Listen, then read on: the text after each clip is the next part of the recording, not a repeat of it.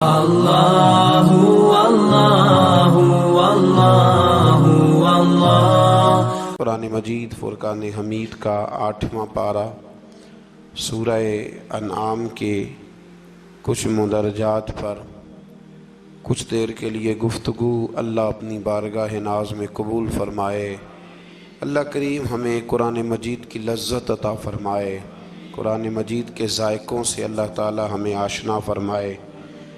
کفار جو تھے وہ رسول اللہ صلی اللہ علیہ وسلم سے طرح طرح کے مطالبات کرتے تھے کہ ہم اس وقت ایمان لائیں گے جب فرشتے ہمارے پاس اتر کے آئیں گے، یا برزخ اور آخرت کے بارے میں جو باتیں آپ ہمیں بتاتے ہیں وہ ہمارے لوگ وہ کہا کرتے تھے کہ لوگ مر جائیں، مر کے زندہ ہوں، ہمیں آ کے بتائیں گے تو پھر ہم وہ باتیں مان لیں گے اور آپ کے دعووں کی تصدیق کریں گے۔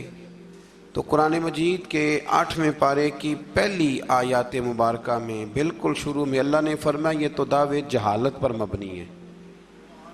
یہ تو جہالت ہے نا کہ آپ کہیں کہ یہ سارا کچھ پہلے ہمیں کر کے دکھایا جائے۔ دیکھیں نا، برزخ اگر واضح کر دی جائے، قیامت پہلے ہی دکھا دی جائے تو پھر وہ قیامت تو نہ رہی۔ کہتے ہیں جی ہمیں پہلے دکھاؤ، کوئی مار کے آئے ہمیں آ کے بتائے تو پھر وہ دوسرا جہان کیسے رہا۔ تو اللہ کریم نے فرمایا یہ جہالت ہے اور نہ ماننے کے تمہارے بہانے ہیں۔ آپ غور فرمائیں نا کہ ماں کے پیٹ میں 9 مہینے جو شخص رہتا ہے وہ کچھ بتانے کے قابل ہوتا ہے باہر آ کے؟ ایک جہان میں وہ رہا ہے نا، اس نے وقت گزارا ہے۔ تو یہ ان کا بالکل باطل اور جھوٹا دعویٰ تھا۔ اللہ کریم نے اسے جہالت قرار دیا ہے اور ہیلہ بازی قرار دیا ہے۔ آج بھی بہت سارے لوگ کہتے ہیں کہ اگر چیزیں کھل کے ہمارے سامنے آ جائیں تو ہم ماننے کو تیار ہیں۔ تو بھئی جب کھل کے آ جاتی ہیں نا چیزیں تو پھر عذاب بھی ساتھ آتا ہے، پھر کوئی اگر نہیں مانتا تو اسے سزا بھی فوراً ملتی ہے۔ اللہ سمجھنے کی توفیق دے۔ آیت نمبر 113 کے اندر رسول اللہ صلی اللہ علیہ وسلم کو تسلی دیتے ہوئے فرمایا، اور اسی طرح ہم نے ہر نبی کے لیے شیطان انسانوں اور جنوں کو دشمن بنایا ہے۔ شیطان انسان، یہ قرآن مجید نے جملے استعمال فرمایا ہر نبی کے لیے اسی طرح ہم نے شیطان انسانوں اور جنوں کو دشمن بنایا ہے، جو لوگوں کو دھوکے میں ڈالنے کے لیے ایک دوسرے کو خوشنما باتیں، اچھی اچھی باتیں القاء کرتے ہیں، ذہنوں اور دلوں میں اچھی اچھی باتیں چھوڑتے ہیں، اچھی اچھی باتیں، حالانکہ ہوتے وہ دشمن ہیں، ہوتے وہ شیطان ہیں۔ مزید فرمایا کہ وہ اس لیے کرتے ہیں تاکہ منکرین آخرت کے دلوں کو اپنی طرف مائل کر لیں۔ وہ خود لوگوں کو یہ بہانے سکھاتے ہیں اور خوشنما باتیں۔ آج بھی بہت سارے لوگ انسانی روپ میں آ کر کے لوگوں کو مختلف قسم کی باتیں بتلا کے انہیں گمراہ کرنے کی کوشش کرتے ہیں۔ ہمیں یہ سمجھ لینا چاہیے کہ بات انسان کی نہیں دیکھنی، سامنے والا کیا کہہ رہا ہے یہ نہیں ہم نے دیکھنا، ہم نے تو یہ دیکھنا ہے کہ رب کیا فرماتا ہے اور اللہ کے رسول کیا فرماتے ہیں۔ اللہ رسول کے فرمان کی روشنی میں جو شخص بات کرے گا اس کی بات کو قبول کیا جائے گا۔ آیت نمبر 118 سے لے کر 119 میں فرمایا کہ جس حلال جانور پر ذبح کے وقت اللہ کا نام نہ لیا جائے اسے نہ کھاؤ، اور جس پر نام لے لیا جائے اسے کھا لو۔ اور فرمایا کہ یہ جو حرام جانور ہے ان کی تفصیل ہم نے کھول کے بیان کر دی ہے، یہ تمہارے لیے جائز نہیں ہے۔ ہاں، حالت اضطراری میں ایسی حالت آ جائے کہ اب مر جاؤ گے بغیر مردار کھائے تو اب تمہارے لیے وہ کھانا جائز ہو جائے گا۔ یہ جو مردار اور حرام ہوتا ہے یہ صرف اس وقت جائز ہوتا ہے جب بندہ مر رہا ہو، لیکن انسان بالکل تندرست ہو اور بالکل وہ ٹھیک ٹھاک ہو پھر بھی حرام کھائے تو یہ اس کے لیے درست نہیں ہے۔ یہ تو مرنے لگے کچھ نہ ملے تو تب اس کے لیے جائز ہے۔ پھر اللہ تبارک و تعالیٰ نے ارشاد فرمایا کہ جو ظاہری گناہ ہیں وہ بھی چھوڑ دو، اور جو تمہارے باطن کے عیب ہیں نا، اندر کے چھپے جن کا کسی کو پتہ نہیں، وہ بھی چھوڑ دو۔ چھوڑ دو یہ عیب۔ مطلب ڈاکٹر آپ کو کہہ دیتا ہے کہ جناب آپ کی طبیعت خراب ہے تو گوشت چھوڑ دو، تو ڈاکٹر صاحب آپ تو یہ دیکھیں کہ مجھے بخار ہے تو آپ گوشت چھوڑنے کی بات کر رہے ہیں، میرے وجود پر زخم ہے تو آپ گوشت چھوڑنے کی بات کر رہے ہیں، تو ڈاکٹر کہتا ہے کہ ظاہری تندرستی تب ہوگی جب باطن میں آپ پرہیز کریں گے۔ تو رب فرماتا ہے مجھے تو پتہ ہے نا کہ تم کیوں الجھے ہوئے ہو، ظاہر کے گناہ بھی چھوڑ دو اور باطن کے گناہ بھی چھوڑ دو، اور جو گناہ نہیں چھوڑے گا تو جو کرے گا پھر اس کی سزا بھی پائے گا۔ آیت نمبر 123 میں فرمایا کہ وہ شخص جو گمراہی کے بعد ہدایت پا گیا اور قرآن کی ہدایت کی روشنی میں آگے بڑھ رہا ہے، اور وہ جو مسلسل گمراہی میں ہے، یہ دونوں برابر نہیں ہو سکتے۔ ایک جو ہدایت کے راستے پہ چل رہا ہے اور جو گمراہی کے راستے پہ چل رہا ہے، یہ دونوں برابر ہو سکتے، ان میں بڑا فرق ہے۔ آیت نمبر 124 میں اللہ تبارک و تعالیٰ نے ارشاد فرمایا کہ اسی طرح ہم نے ہر بستی میں اس کے مجرموں کو سردار بنایا ہے، اور وہ وہاں فریب کاری کرے اور ان کے دجل و فریب کا وبال انہی پر پڑے۔ انوکھی بات ہے ذرا، رب کریم فرماتے ہیں کہ ہم نے سردار کچھ ایسے بنائے ہیں کہ جو مجرم قسم کے لوگ ہیں، یعنی انہوں نے پہلے جرم بڑے کیے تھے تو اللہ نے سزا دینے کے لیے انہیں سردار بنا دیا ہے۔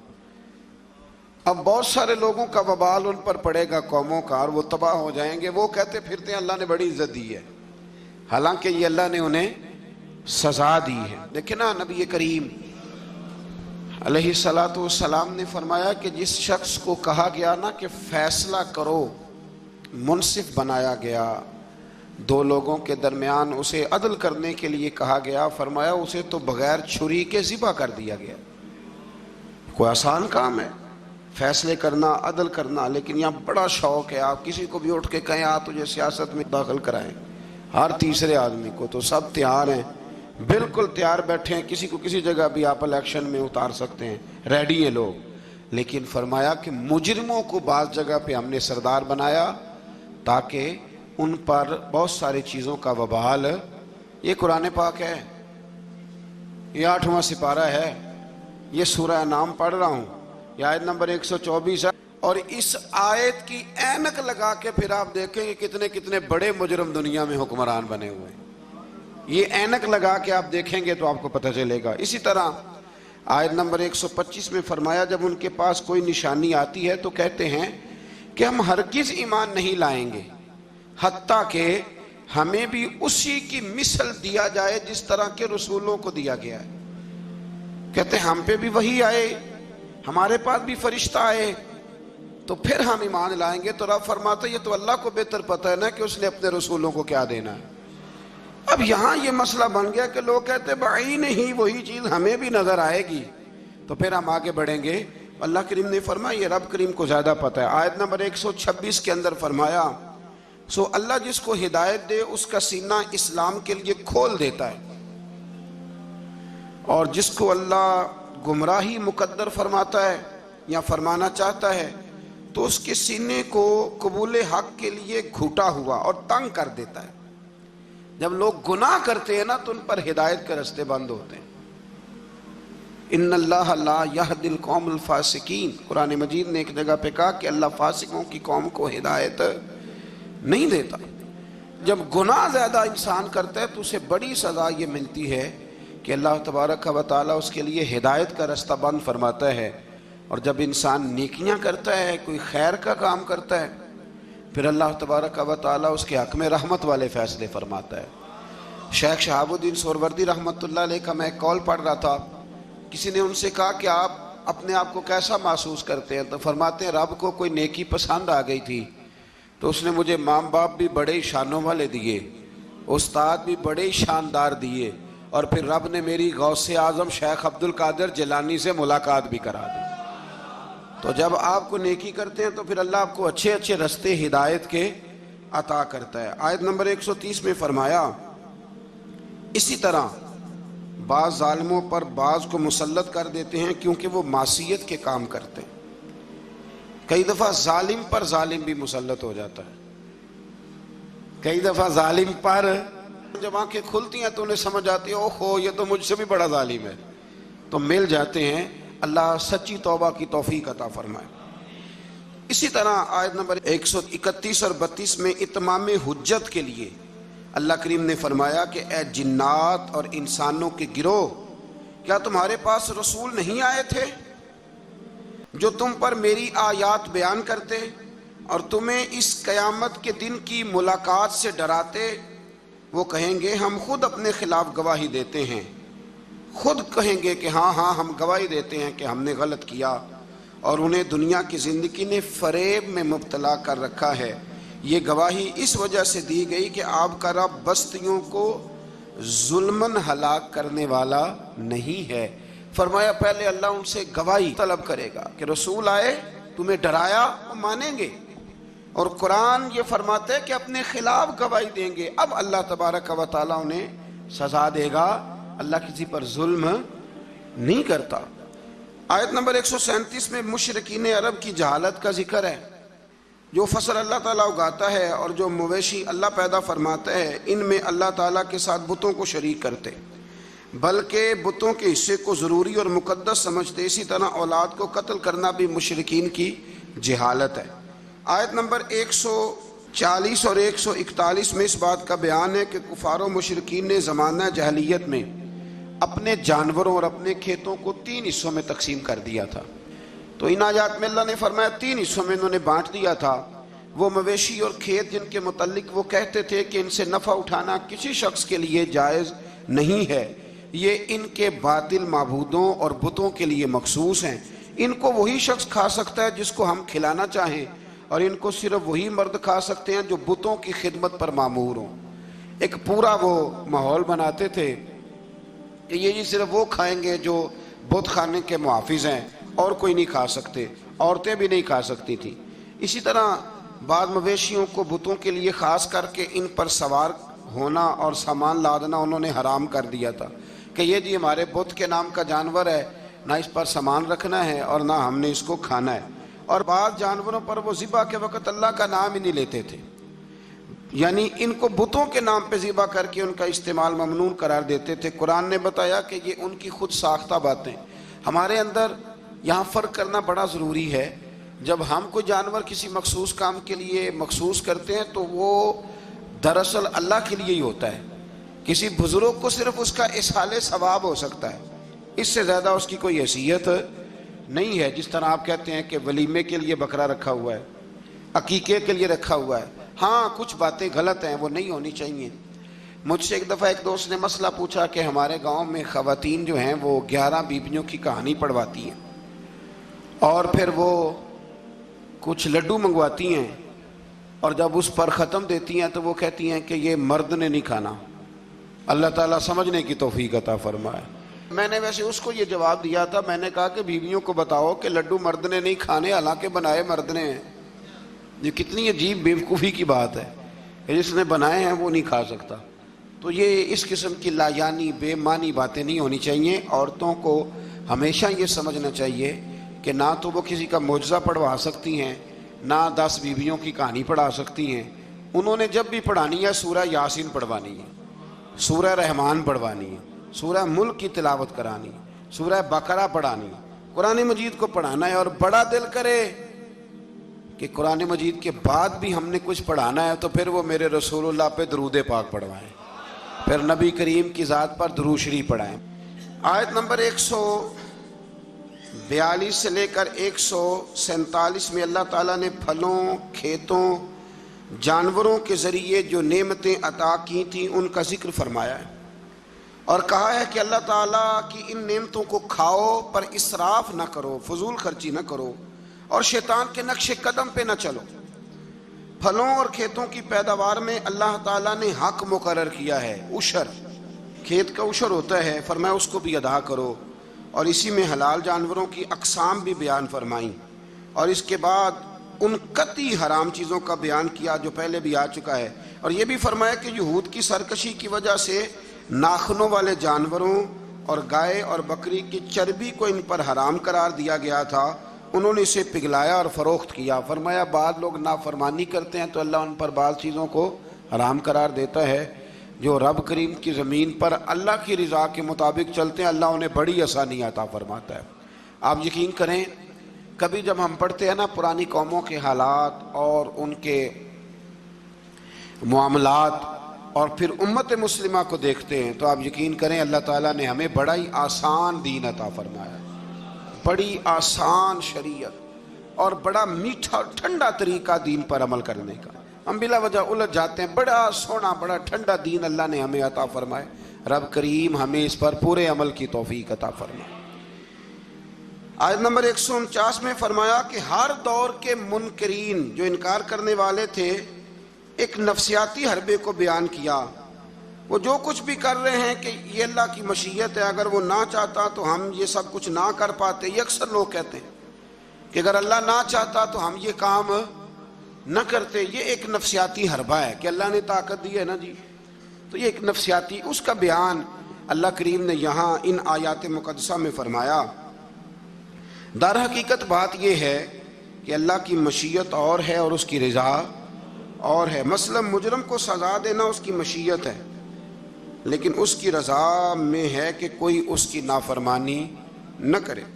اگر سب کو جبری طور پر اطاعت کے رستے پر ڈالنا اللہ تعالیٰ کی مشیت ہوتی تو پھر کسی کی مجال نہ ہوتی کہ اس کا حکم نہ مانے۔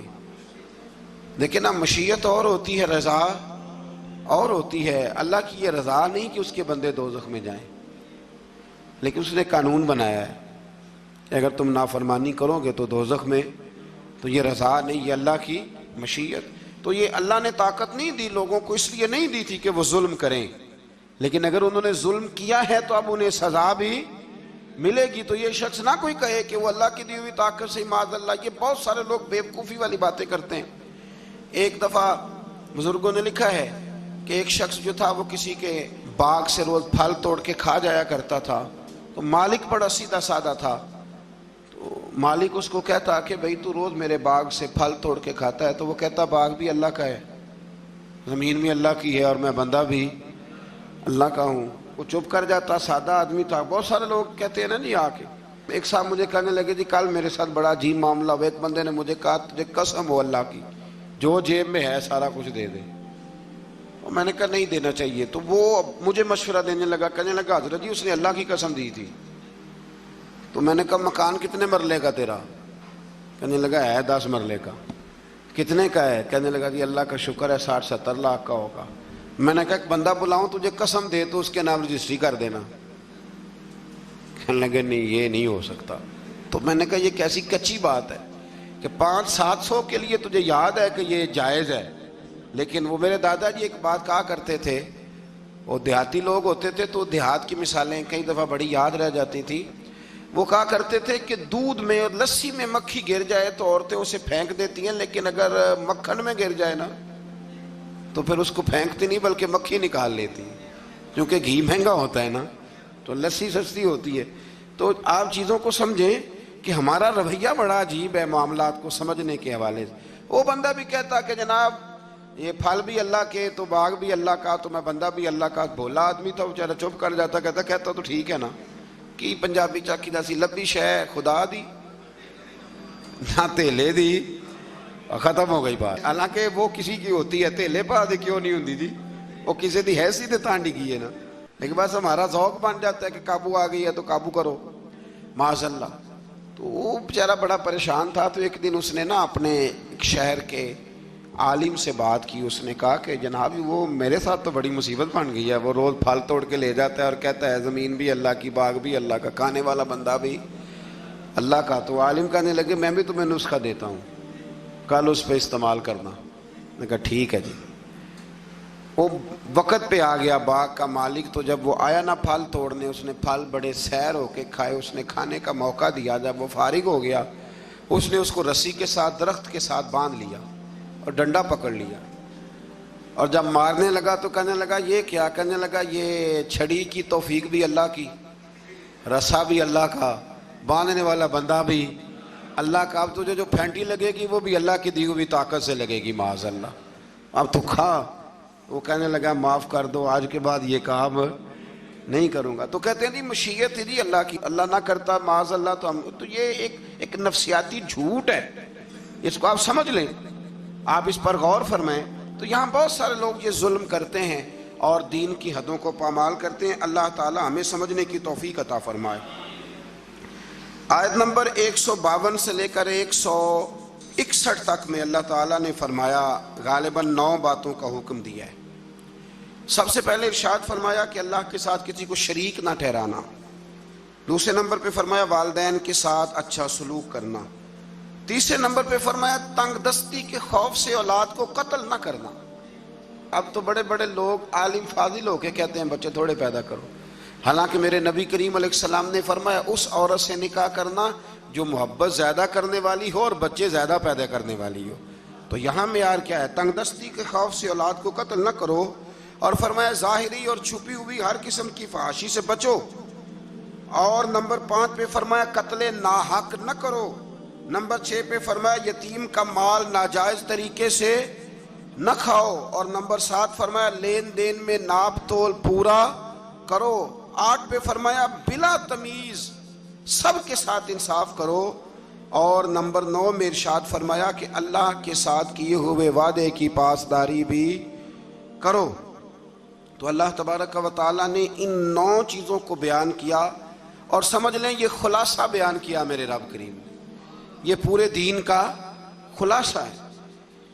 और ये सारी चीज़ें बयान करने के बाद इरशाद फरमाया कि यही सीधा रास्ता है, गिरोहबंदी छोड़कर इसी रास्ते की पैरवी करो और किताब इलाही के अहकाम को मलहूज़े खातर रखो।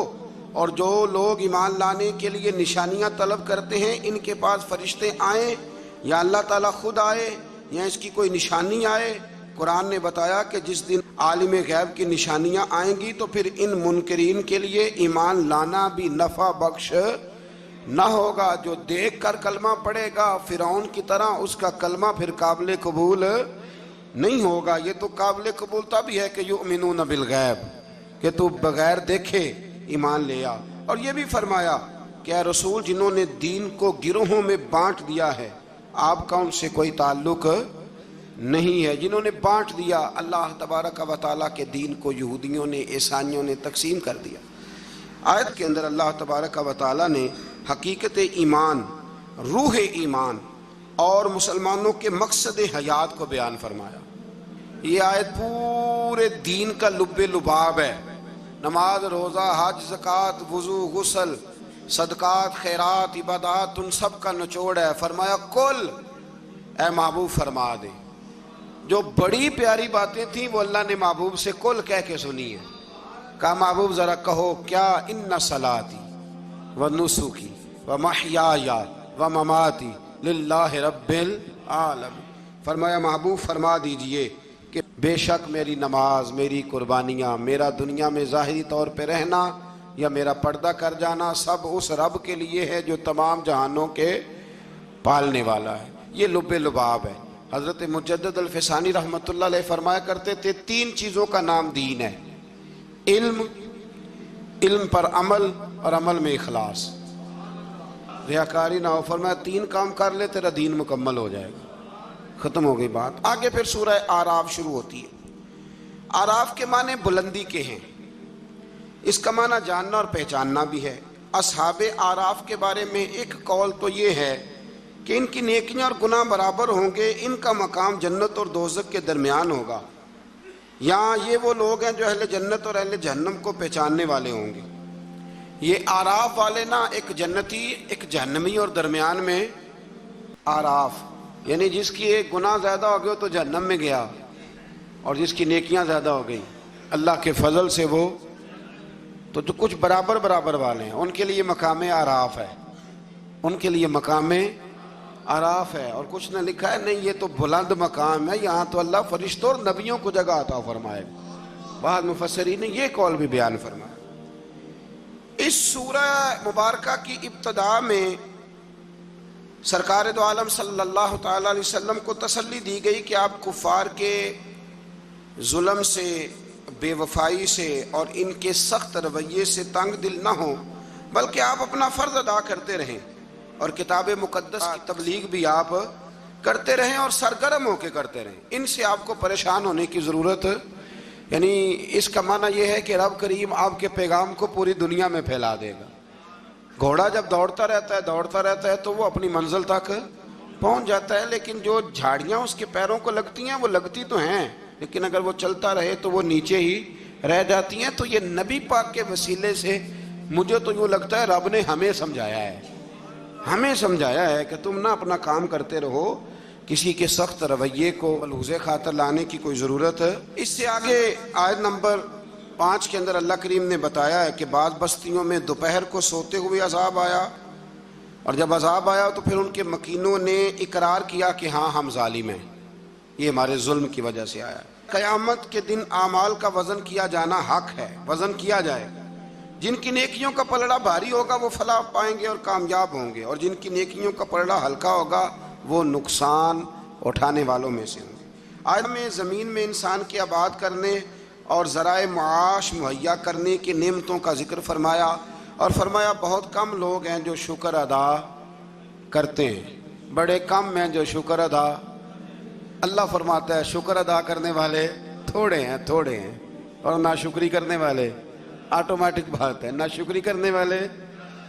اچھا وہ کبھی کبھی میں سوچتا ہوں کہ کدی رجیا بندہ ملے نا کوئی، پیسے ہیں تو پاکستان میں جو لوگ دنیا کے مالداروں میں شامل ہو گئے ہیں نا، پاکستان کے نہیں، ایشیا کے نہیں، دنیا کے مالداروں میں، ان کے کاروبار بھی ابھی جاری ہیں، اور ابھی تک انہوں نے جھاڑو پکڑا ہوا ہے پیسے جمع کرنے کا۔ سیر ہونے کا کوئی جگہ، کوئی مقام، آپ یقین کریں، ایک مشورہ چھوٹا سا، اس پہ عمل کر کے دیکھیں، کبھی نہ زندگی میں، کبھی اللہ کی رضا کے لیے تھوڑی دیر کے لیے پیسوں کے دولت کے چکر سے نکل کے بھی دیکھیں، فقط شکر والا ذہن بنائیں۔ یعنی میری رائے یہ ہے کہ رمضان المبارک الحمدللہ 2 دن رہ گئے ہیں پہلا عشرہ ختم ہونے میں، یہ 2 دن پورے، صرف 2 دن، زیادہ کی طلب نہیں کرنی، بس جتنے پچھلے ملے ان پہ صرف شکر ہی کرنا ہے۔ اور بھائی سنو، فضل کی طلب تو ہر وقت کرنی ہے، لیکن پچھلے کا شکر ادا کریں۔ لَإِن شَكَرْتُمْ لَأَزِيدَنَّكُمْ، شکر کرنے سے نعمتیں محفوظ ہو جاتی اور اللہ ان میں اضافہ فرما دیتا ہے۔ اللہ سمجھنے کی توفیق عطا فرمائے۔ آیت نمبر 12 سے لے کر 28 تک پھر حضرت آدم علیہ السلام اور جناب حوا کا واقعہ، پھر شیطان کی وہ ساری بات۔ یہ واقعہ قرآن پاک میں کم و بیش 7 جگہ پہ بیان ہوا ہے۔ یہاں بھی بیان کیا گیا کہ اللہ تعالیٰ نے اس کو کہا سجدہ کر، پر اس نے سجدہ نہ کیا، اور نہ کرنے کے بعد پھر اس نے یہ کیا کہ حضرت آدم علیہ السلام کے پاس گیا اور ان سے بھی اجتہادی خطا کرائی۔ میں جو لفظ بول رہا ہوں اس پر غور کریں، اجتہادی خطا، یہ لفظ آپ نے یاد رکھنا ہے۔ یہ حضور نے فرمایا کہ مجتہد جو ہوتا ہے نا، جو بالغ نظر ہوتے ہیں لوگ، جن کی پوری نظر ہوتی ہے معاملات پہ، وہ اگر کبھی بھول جاتے ہیں تو اس کا مطلب ہے کہ وہ چیزوں کو سمجھنے میں کسی جگہ ان سے اگر بھول ہو گئی تو اللہ اسے ان کی سزا نہیں دیتا، بلکہ وہ ایک اجتہادی خطا ہے، خلاف اولا ہے۔ یہ کام حضرت آدم علیہ السلام سے بھی ہو گیا۔ وہ شیطان نے پھر جا کے ان سے کہا، جب وہ جنت میں چلے گئے تو ان سے جا کے کہنے لگا کہ آپ اگر جس درخت کا پھل کھانے سے اللہ نے روکا ہے، اگر آپ کھا لیں گے نا تو آپ حیات میں لگی، کبھی مریں گے نہیں۔ تو پھر وہ پھل انہوں نے کھا لیا۔ پھر آپ اس واقعے کی تفصیلات کو جانتے ہیں۔ ان آیات میں اللہ کریم نے بالخصوص یہ ذکر فرمایا ہے کہ پھر شیطان نے رب کریم سے کہا کہ مجھے مہلت دے تاکہ میں تیرے بندوں کو گمراہ کروں۔ اللہ نے اسے مہلت عطا کی۔ کب تک مہلت دی؟ اللہ تبارک و تعالی نے قیامت تک کے لیے مہلت عطا کی۔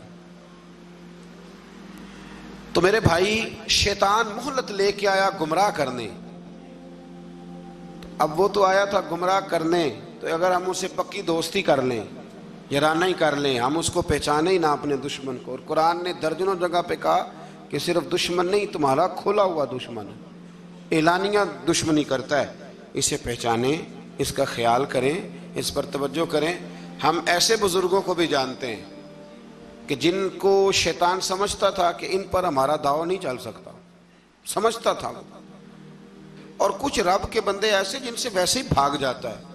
حضور نے فرمایا میرا عمر جس گلی سے گزرے شیطان رستہ ہی بدل جاتا ہے۔ دیکھیں نا، 2 قسم کے لوگ ہیں، جن کو آپ خوش آمدید کہہ کے گلے لگاتے ہیں، اور کچھ ایسے ہیں جو آپ کو دیکھ کے رستہ بدل جاتے ہیں۔ میں کبھی کبھی بڑا خوش ہوتا ہوں، محلے کی کسی گلی سے گزرتا ہوں تو کسی بچے نے اونچی آواز کر کے ڈیک لگایا ہو تو چھوٹی کر دیتا ہے یا بند کر دیتا ہے، بلکہ کئی دفعہ بڑا لطف آتا ہے کہ وہ بچہ بند کر رہا ہے تو دوسرا اسے کہہ رہا ہے کی تکلیف ہے، کیوں بند کر رہا ہے؟ تو کہتا پیر صاحب گزر رہے ہیں، تھوڑی دیر ٹھہر جا۔ تو الحمدللہ تعالی ہم نے کیا کر لینا ہے؟ نہ بھی وہ کرے تو یہاں تو اپنے بچوں پہ اللہ ماشاءاللہ کم زور چلتا ہے لوگوں کا، تو پھر دوسرے کا بچہ حیا کرے۔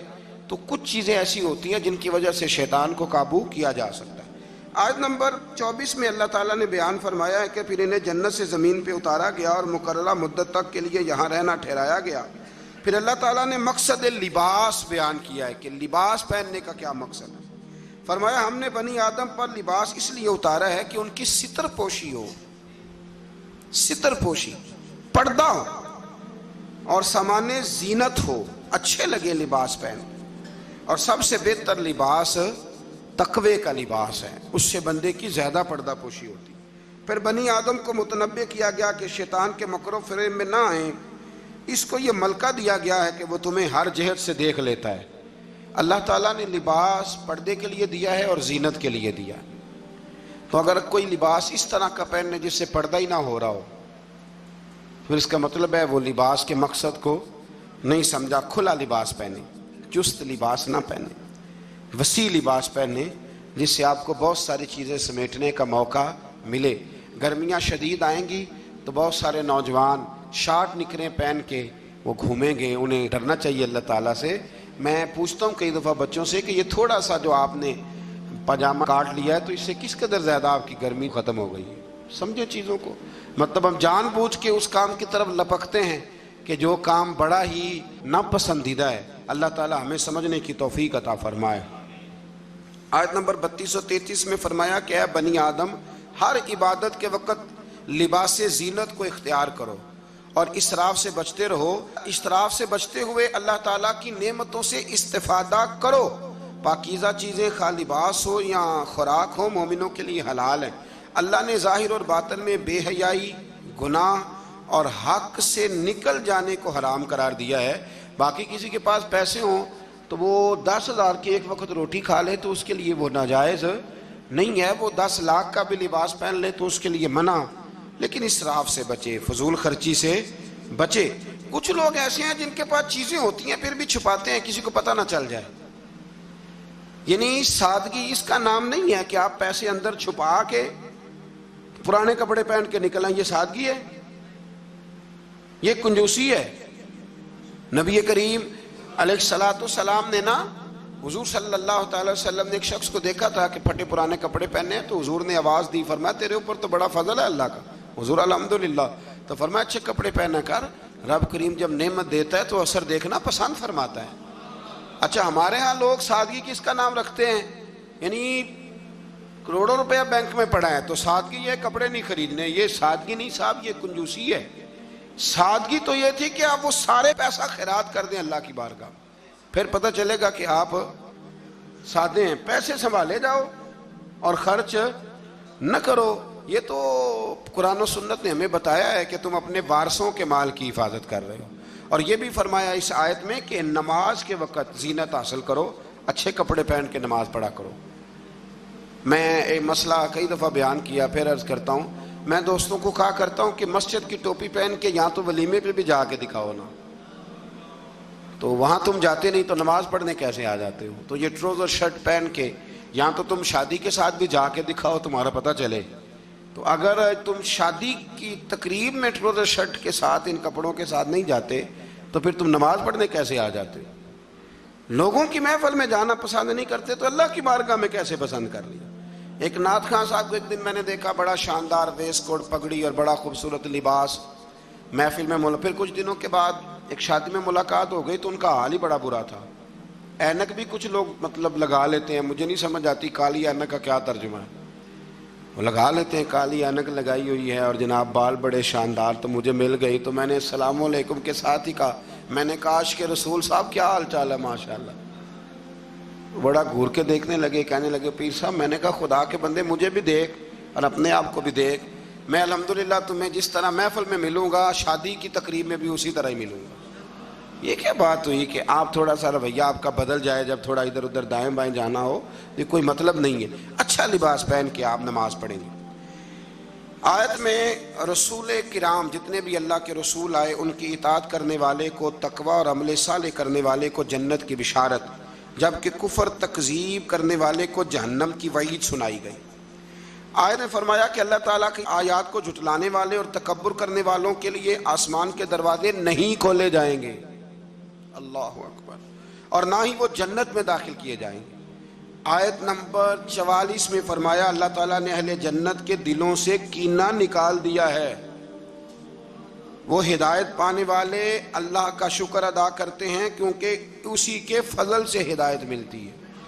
جنتیوں کے دلوں میں کینہ، تو نیچے دیکھ کے خیال کر لیں، اگر تو کسی کا کینہ نہیں تو انشاءاللہ جنتی ہے، اور اگر کوئی رولا ہے تو پھر بھی میں فتویٰ نہیں دیتا، صرف یہ مشورہ دیتا ہوں کہ رولا دور کر لو، وہ جو اندر معاملہ ہے اس معاملے کو ختم کر لو۔ اللہ سمجھنے کی توفیق عطا فرمائے۔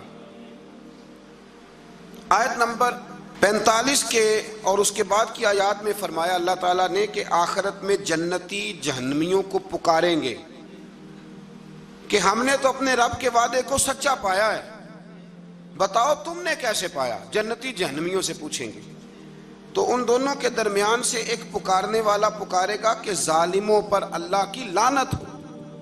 مزید فرمایا کہ جنتیوں اور جہنمیوں کے درمیان حجاب ہوگا، اور اہل اعراف دونوں گروہوں کو ان کی نشانیوں سے پہچانیں گے، اور جنتیوں کو سلام کریں گے اور جہنمیوں سے کہیں گے کہ تمہاری جماعت اور تمہارا تکبر، تمہاری جماعت، وہ جس جماعت کے تم لیڈر تھے، سربراہ تھے، جس برادری کے تم چیئرمین تھے، تمہاری جماعت اور تمہارا تکبر آج تمہارے کسی کام نہ آیا۔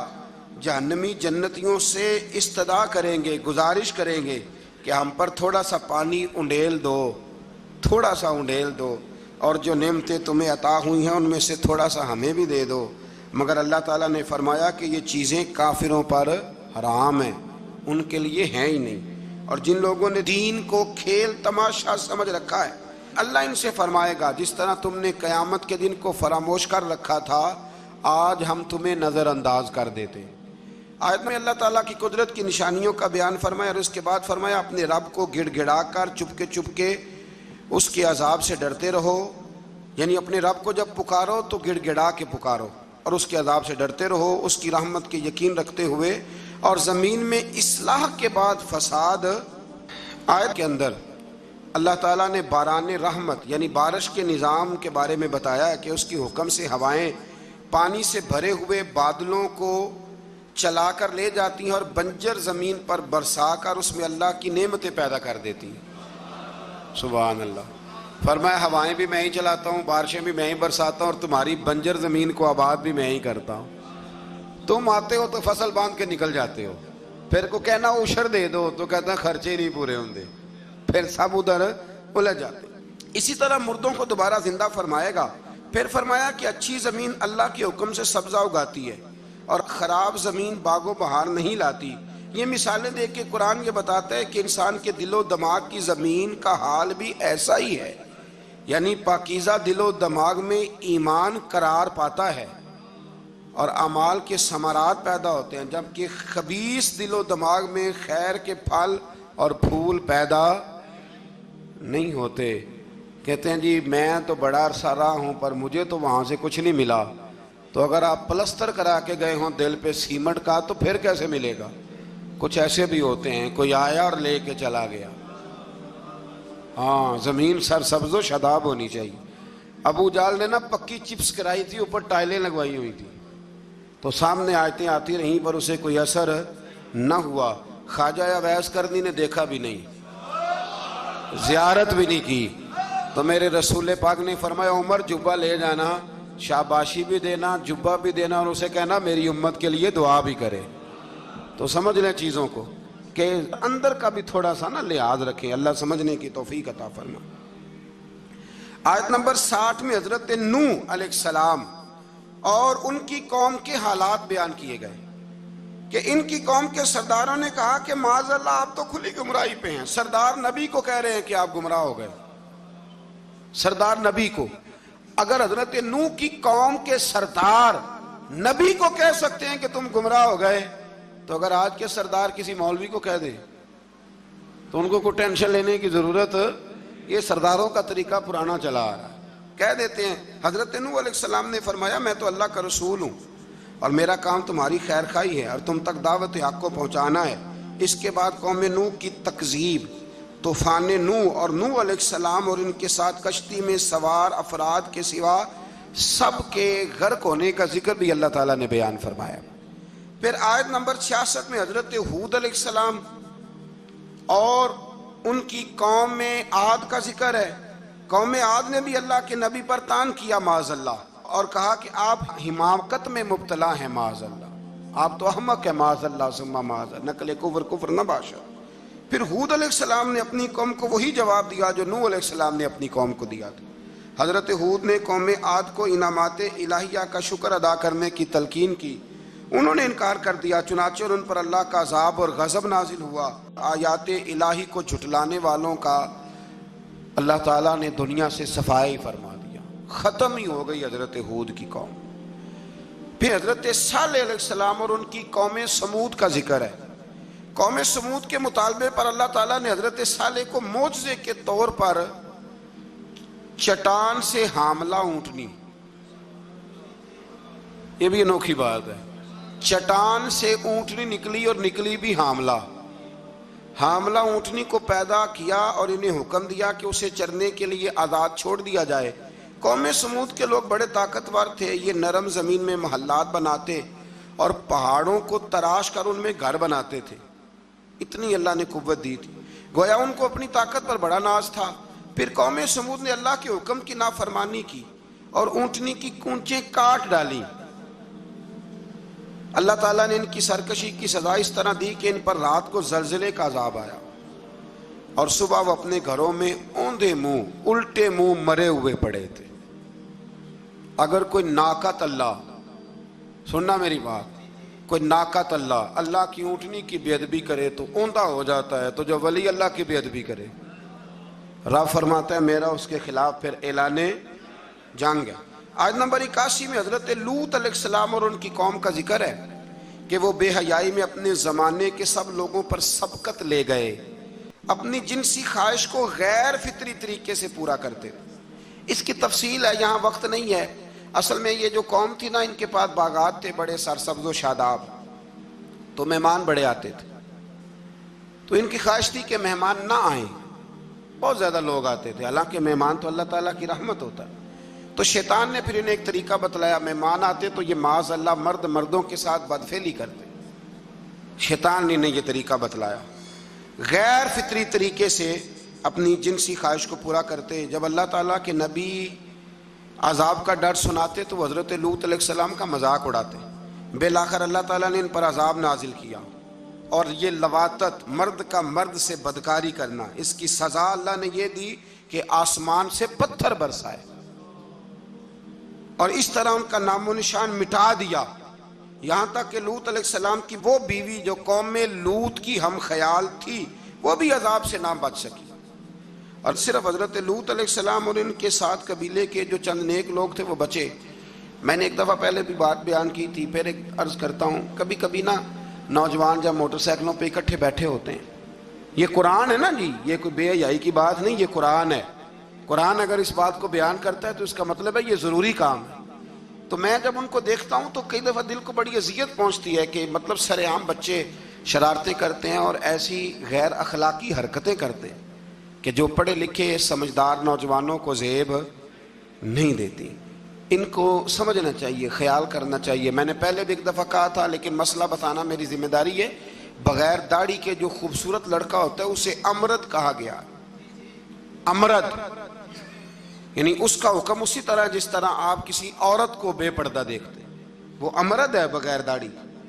اور حضرت سیدنا حسن بصری کے پاس ایک نوجوان آیا تو وہ رو پڑا، آپ نے فرمایا کیوں روتے ہو؟ کہنے لگا حضور میں بڑا پکا حافظ تھا، میں نے 12-14 مصلے قرآن پاک کے سنائے۔ فرمایا پھر کیا ہوا؟ کہنے لگا حضور اللہ نے سزا دی ہے، میں قرآن بھول گیا ہوں۔